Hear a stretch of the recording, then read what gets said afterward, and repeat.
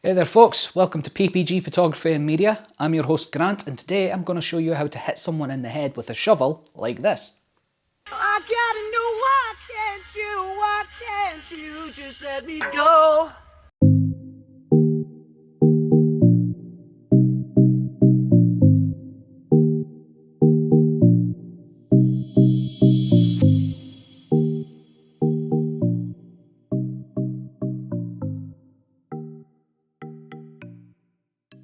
Now, the clip that you just watched was actually from a music video I recently completed for a singer called Ewan Ross, who I'll link below. Check him out, he's really cool. But yeah, so at the end of the video, I had this effect where we hit him over the head with a shovel. Now, in order to believably pull off this particular effect, you'll need a camera, a tripod, an actor, and an object to hit that will stand roughly around head height with your actor. Set your camera up and find the actor's position. Once they're both in position, make sure your shot is in focus and then switch the camera to manual focus. This will just help make sure all the layers you're working with are focused at the same point and blend well with each other. Then have your actor go through the action of being hit in the head a few times until you find a reaction you're happy with. Once you've done that, take the object you're going to hit and place it roughly in the same position your actor was in. Then repeat the action of hitting the object with a shovel until you're happy with your options. Remember to think about the action your actor did and make sure the impact with the shovel matches it. Open up your footage into After Effects and drag it into your timeline. Next, duplicate that layer.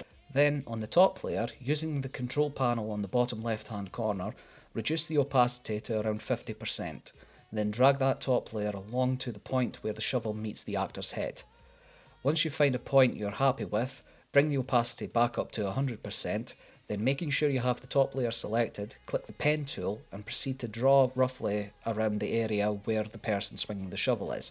This should allow you to see both the attacker and the victim in the same frame once this is done. The mask shouldn't cause any hard lines on the image, but if it does, just feather the mask a little until you're happy with the blend. You can do that in the bottom left hand panel by dropping down the top layer. Next, you want to track the mask position. To do that, head to the top right hand corner and click the drop down arrows next to libraries and select motion tracking.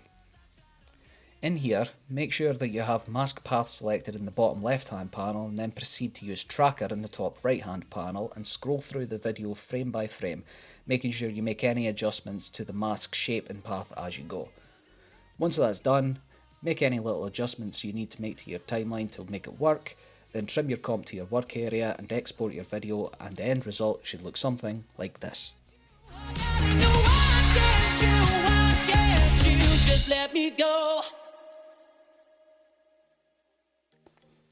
Now, if you've enjoyed this video, don't forget to like, subscribe and share, and of course feel free to check out some of Ewan's work and check out the video that we did together, which I'll link below, or you'll see it floating about on this page somewhere. Yeah, guess I'll catch you in the next one. Bye. Always feels really weird when you're trying to end the video. It's like, what do? Do you just, no? Just, okay.